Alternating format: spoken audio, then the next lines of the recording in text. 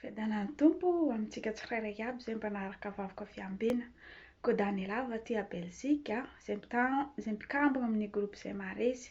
Ny groupe izay maresy dia mizara 7 ny groupe izay misy groupe 3 izay mitondra anarana hoe groupe fanantenana. Ny anjara azoko amin'ny groupe izay maresy dia mivavaka ho an'ny hafa, mitory-teny, mivavaka firenena dia mivavaka fanomboha.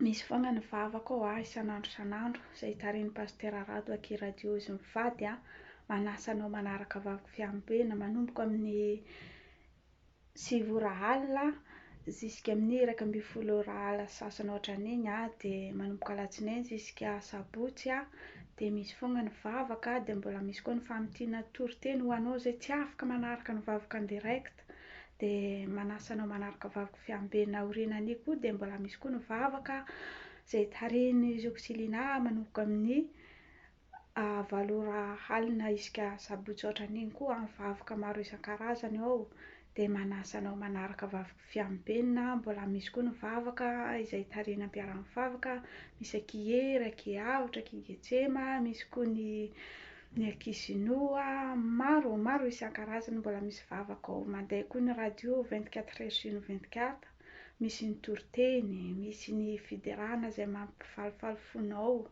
dia manasa anao manaraka vavaka fiambina dia mankasitraka ny aino Kodanilava aty Belzika. Mankasitraka, tahin'i Jesosy. Amen.